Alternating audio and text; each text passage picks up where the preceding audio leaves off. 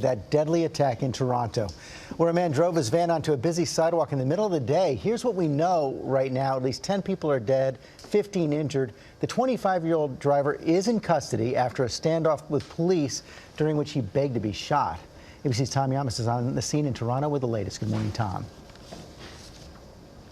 George, good morning to you. This is Yonge Street just behind me where this all happened. It remains closed at this hour. Canada's police call this one of the busiest streets in the entire country. And yesterday, a man in a rental van turned it into a killing field. This attack has shaken Canada to its core. And what may be most chilling, police still aren't exactly sure why this 25-year-old man went on his rampage. Chaos on the streets of Toronto.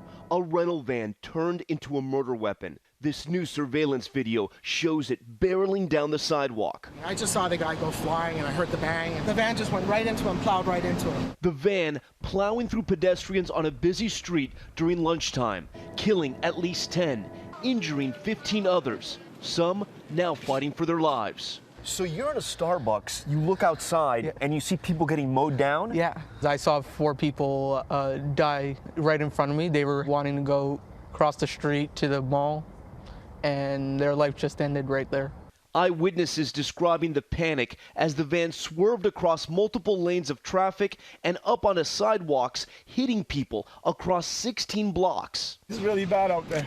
I couldn't believe what I seen, man. It was like, oh man, everybody, all these people on the streets getting hit one by one. This is one of the largest crime scenes I've ever seen, and that's because the path of carnage was more than a mile long. It's as far as the eye can see in both directions. The driver zooming down this street, jumping onto the sidewalk, mowing down anyone in his way. Officers finally stopping the van, leading to the standoff in this video. The driver pulling an object from his pocket, repeatedly pointing it at an officer. The driver telling the officer to kill him. But the man was not armed, and the officer never fired on him, taking him down and handcuffing him. Police identifying the driver as 25-year-old Alec Manassian. A motive still unclear, but police were seen entering his home. Neighbors tell ABC News Manassian was quiet and are in shock at what he's accused of.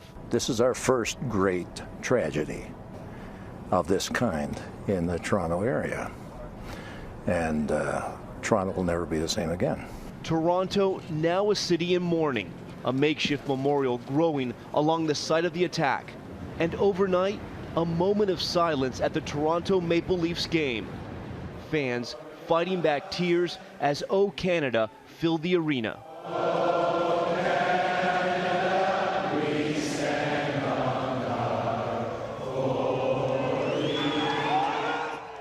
And that game was exactly what so many here needed, a welcome distraction from all that death and destruction. Manassian is expected in court later today, and Canada's Prime Minister Justin Trudeau is expected to address the nation later today, George. Yeah, and Tom, listening to those eyewitnesses when I was wired up for the special report yesterday, not only the horror you get with scenes like this, but real shock that it was happening in their town.